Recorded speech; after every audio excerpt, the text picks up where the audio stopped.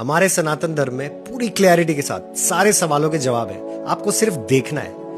ये तस्वीरें जो देख रहे हैं ना, हम बचपन से हमने देखी है, गांव में घरों में उनके सामने हाथ जोड़े, ब्रह्मा विष्णु महेश। हमारे लिए वो भगवान है, दूसरे कम्युनिटी के लिए वो एक फिक्शनल कैरेक्टर है, हमें गुमराह किया गया आज तक। लेकिन आप सोचिए, जब मॉडर्न साइंस से सवाल किया जाता है कि भगवान कौन है, how did everything come into existence, जवाब क्या होता है? Big bang theory. वहां पे आके मॉडर्न साइंस रुक जाता है। Big bang theory, there was sudden burst of energy and the universe came into existence. Sanatan Dharma में इसका स्पेसिफिक आंसर है, जब पूरे ब्रह्मांड में कुछ नहीं था ना, not even the existence of time, तब शक्ति गर्भ में से त्रिदेव पैदा हुए। इसलिए हमारे सनातन धर्म में माता का स्थान सबसे ऊपर होता है। इस शक्ति गर्भ में से pure form of energy, electromagnetic radiation which is travelling to space at the speed of light, no existence of time. ये शक्ति जो रोशनी ट्रैवल कर रही है, इसको किसी तरह से कन्फाइन करना था। यहां पे आता है विष्णु तत्व। मया तत्मिदम सर्वम जगत व्यक्ति मूर्तिनम। विष्णु तत्व ये तत्व है जो एक प्रोटॉन को, proton is pure form of energy, right? Proton, electron, neutron, आप कुछ भी ले लो, pure form of energy. It is held by some power and that is Vishnu तत्व। That particular electromagnetic radiation which is travelling into space, there is no existence of matter.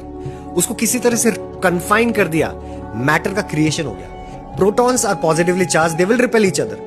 तो उसको confine करने के लिए न्यूक्लियस के अंदर शिव तत्व आया, नागेंद्र हाराया, त्रिलोचन आया। शिव तत्व नहीं होता तो न्यूक्लियस एनर्जी, न्यूक्लियस एक जगह बंधा नहीं होता और सारे प्रोटॉन्स बिखर गए होते, सारे एटम्स बनते ही नहीं और यूनिवर्स बिखर चुका होता। और इस न्यूक्लियस को सिंबलाइज करता है हमारा शिवलिंग। शिवलिंग पे जल और दूध का अभिषेक क्यों करते हैं? That is coolant actually.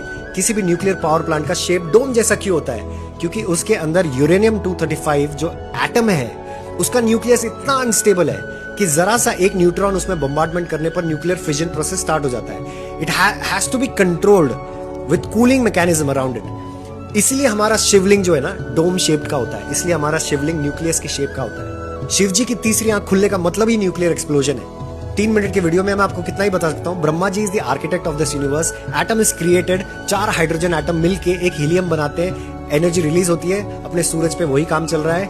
Ion तक सूरज पे न्यूक्लियर फिजन चलता है, उसके बाद न्यूक्लियर फिजन आता है। न्यूक्लियर फिजन में 127 एलिमेंट्स बन जाते हैं, जिससे यह पूरा यूनिवर्स बना है। ब्रह्मा विष्णु महेश हमारे यूनिवर्स के कर्ता धर्ता, these are the creators and organisers of our universe. और ये हमारे सनातन धर्म में क्रिस्टल क्लियर डेफिनेशन में लिखा हुआ है। Thank you so much for watching this video again. I'll be back with such other information next time. Stay fit, stay healthy, because if you're healthy, country's healthy.